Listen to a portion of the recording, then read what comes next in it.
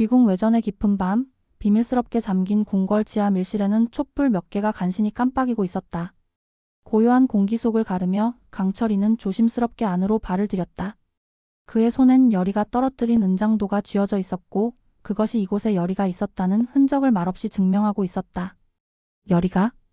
여기 있었어? 분명히? 강철이는 낮게 중얼였다.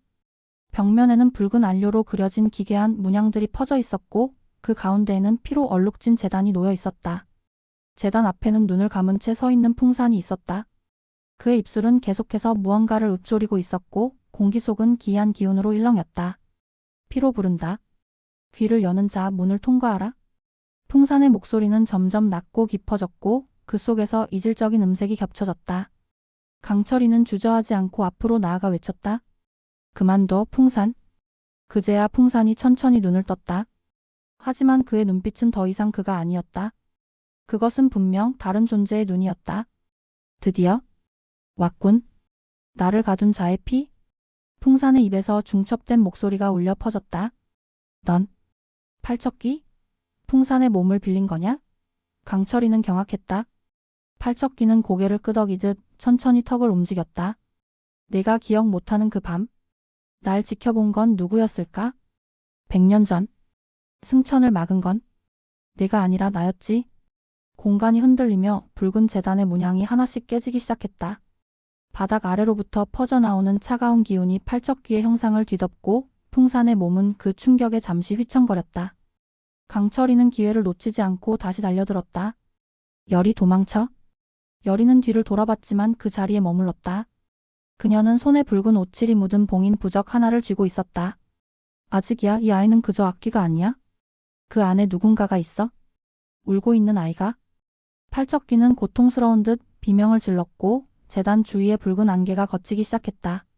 그 중심에서 소년의 환영이 나타났다. 한쪽 눈은 찢어져 있었고 어린 얼굴엔 고통이 어른거렸다. 강철이 이 아이를 기억해? 100년 전. 승천식 때 네가 머물던 목가에 있던 소년? 그 아이가 바로 팔척귀였어. 강철이의 눈동자가 크게 흔들렸다. 그때 내가 본 건? 소년은 낮게 속삭였다. 날 본 순간 넌 하늘로 갈 수 없었지. 하늘은 너의 흔들림을 알아챘고 넌 그곳에 닿지 못했어. 여리는 조심스럽게 아이에게 다가갔다. 그때 왜 그 목가에 있었던 거야? 소년은 천천히 눈을 들었다.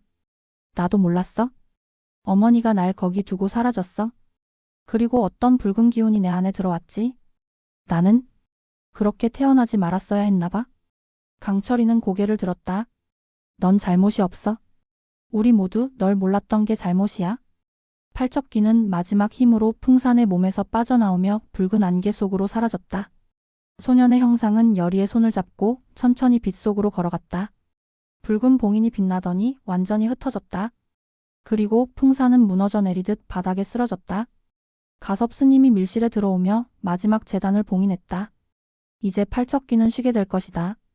비비는 밀실 입구에서 그 장면을 바라보고 있었다. 눈엔 참회의 눈물이 고여 있었다. 강철이는 천천히 그에게 다가가 말을 건넸다. 우린 이제 누구도 혼자 두지 않을 거야. 귀궁의 밤은 고요했지만 모두의 마음속에는 여전히 흔들리는 감정의 파동이 이어지고 있었다. 풍산은 깊은 잠에 빠진 채 귀궁의 은밀한 병동으로 옮겨졌고 여리는 그 곁을 지키고 있었다. 여리는 풍산의 손등을 조심스레 쓰다듬었다. 지금은 아무 말도 할 수 없지만 당신이 나를 팔척귀의 제물로 삼으려 했던 그 속에도 어떤 진심이 있었던 건가요? 풍산은 깨어나지 않았지만 그의 눈가엔 말라붙은 눈물 자국이 희미하게 남아 있었다. 한편 강철이는 가섭 스님과 함께 궁 밖의 오래된 사당으로 향하고 있었다. 그곳은 무녀의 피를 이어받은 자들이 봉인을 다지던 장소, 그리고 과거 팔척귀가 처음 발견된 장소이기도 했다. 사당 앞에서 멈춘 강철이는 물었다. 이제 모든 게 끝난 건가요? 가섭 스님은 고개를 저었다. 아니, 아직 남았다. 여리의 피에 새겨진 기억, 그리고 그녀의 할머니가 감춘 진실. 그 안에 진짜 귀궁의 문을 여는 열쇠가 있을 것이다. 강철이의 눈빛은 결연해졌다. 이번엔 그 누구도 잃지 않겠어요? 며칠 후 여리는 조용히 봉인 사당을 찾았다. 그녀는 무언가에 이끌리듯 깊은 숲속으로 발걸음을 옮겼고 마침내 오래된 성문 앞에 섰다. 그 문엔 귀궁이라 적힌 글자가 희미하게 새겨져 있었다. 그녀의 손끝이 문에 닿자 오래된 돌판에서 붉은 문양이 천천히 떠올랐다. 그 순간 그녀의 눈앞에 누군가의 기억이 강물처럼 밀려들었다. 기억 속.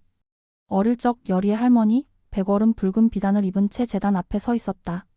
그 곁엔 어린 여리가 있었고 그녀는 끊임없이 울고 있었다.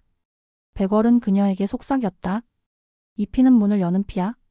너는 반드시 봉인을 지켜야 한다. 네가 그것을 넘기면 세상은 다시 무너질 거야. 그리고 그 순간 제단 위에서 무언가가 튀어나왔고 여리의 팔뚝에 깊은 흉터를 남겼다. 그것은 단순한 상처가 아니라 기억의 자물쇠였다. 눈을 뜬 여리는 조심스럽게 팔을 걷어 올렸다. 흉터 위로 붉은 문양이 떠올랐고 성문은 천천히 열리기 시작했다. 강철이와 가섭스님은 뒤늦게 도착해 그 장면을 지켜보았다. 가섭스님은 중얼거렸다. 귀궁의 문이 드디어 열린다. 문 안쪽에 있던 것은 고대의 제단과 벽면 가득히 새겨진 수천 개의 이름. 그중 몇몇은 강철이와 풍산 그리고 여리의 조상들과도 겹쳐 있었다. 강철이가 물었다. 이곳은 대체 무엇이죠? 여리는 말했다. 이곳은 선택받은 자들이 태어난 곳. 우리가 저주라 여긴 모든 것은 사실 이 문을 지키기 위한 것이었어요. 그녀의 눈엔 눈물이 맺혔다. 우리가 지켜야 할 것은 단순한 승천이 아니에요. 이 세상의 균형 자체였어요. 귀궁의 문이 열린 그 순간 하늘엔 이례적인 붉은 번개가 치고 천둥이 울려 퍼졌다.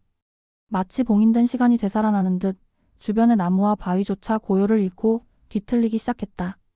여리는 천천히 문 안쪽으로 걸어 들어갔다. 그녀가 발을 디딜 때마다 바닥에 고문서와 봉인 구절들이 새겨진 석판이 반응하듯 빛을 내뿜었다. 이 문은 단순한 문이 아니야. 가섭스님이 뒤따라 들어오며 말했다. 이곳은 귀와 신을 가르는 경계. 그 피를 타고 태어난 자만이 문을 열 수 있고 봉인도 할 수 있어. 여리는 고개를 끄덕이며 걸음을 멈췄다. 제단 한가운데에는 거대한 석관이 놓여 있었다. 석관 위에는 천온귀라는 세 글자가 새겨져 있었다. 적의 마지막 악기? 아니 진짜 원초의 존재인가요? 강철이가 물었다. 맞다. 가섭스님은 깊은 숨을 내쉬었다. 팔척귀조차 이 존재의 파편일 뿐. 천온귀는 무녀 가문이 수백 년간 봉인해온 시작이자 끝이다. 그때 석관이 요동치기 시작했다. 봉인 문양이 하나씩 사라지며 강한 기운이 쏟아져 나왔다. 여리는 주저없이 팔에 떠오른 문양에 손을 얹었다. 그리고 마지막 주문을 읊기 시작했다. 귀궁지열 천온지문. 피를 잇는 자 기억을 봉한다. 순간 석관이 멈췄다. 그러나 동시에 여리의 눈이 붉게 빛나기 시작했다. 그녀의 몸에 봉인의 문양이 각인되었고 목소리는 겹쳐졌다. 나의 이름은 백월. 그리고 여리. 나는 이 운명의 끝에서 새로운 시작을 선택한다. 강철이는 눈앞에서 변해가는 여리를 부르짖었다. 여리야, 정신 차려. 그러자 여리의 눈동자가 되돌아왔다. 그녀는 천천히 고개를 돌려 강철이를 바라보며 미소 지었다. 괜찮아? 이제 진짜 봉인이 끝났어? 우린 자유야? 제단 전체가 천천히 붕괴하며 귀궁의 문은 다시 닫혔다. 그리고 그 위엔 다시 아무런 흔적도 남지 않았다.